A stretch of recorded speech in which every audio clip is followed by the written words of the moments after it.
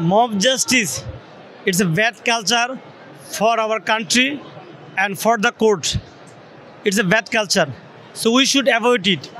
Mob justice নিঃসন্দেহে আইন আদালতের সাথে সাংঘর্ষিক এবং সমাজের এটি একটি বিস্ফোরা। এটিকে আমাদের এড়িয়ে চলতে হবে, বিকজ একজন অপরাধী যে অপরাধ করেছে, আমরা যদি নিজেরা মব জাস্টিস করে তাকে যদি ওই শাস্তি থেকে কিংবা ওই অপরাধের গুরুত্ব থেকে কমিয়ে দিই, সেটি আমাদের ভুল হবে। কাজেই যে যত অপরাধ করেছে তাকে সেই অপরাধের সর্বোচ্চ শাস্তি পেতে হবে। সি নুরুল হুদাকে নিয়ে যে মব জাস্টিস হয়েছে, তাকে জুতাপেটা করা হয়েছে, এটি আসলে মানে সাধু সমাজ কখনো অ্যাকসেপ্ট করে না। তো আমি প্রত্যাশা করব যে সি প্রধান সে অপরাধী, কিন্তু বাংলাদেশের একটি সর্বোচ্চ স্থানে ছিল। কাজেই সে যে অপরাধ করেছে ক্ষমার অযোগ্য অপরাধ না, তাকে ফাঁসি দিল, এই অপরাধ ক্ষমা হবে না। কিন্তু মব জাস্টিস করে তাকে জুতাপেটা করে জুতার মালা পরিয়ে এটি কিন্তু আইন আদালতের প্রতি অবজ্ঞা করা হয়েছে। কাজেই আমরা অপরাধীকে অপরাধ বিবেচনায় বিচার করবে আদালত, আমরা নিজেরা বিচার করা কেউ না।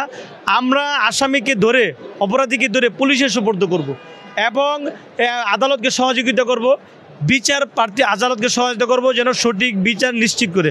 মব জাস্টিসের মধ্যে শাস্তি হওয়ার প্রবণতা ইদানিং শুরু হয়েছে, যদিও এটা আগে থেকে মব জাস্টিস হয়েছে, কিন্তু বিচারের আওতায় ইদানিং শুরু হয়েছে।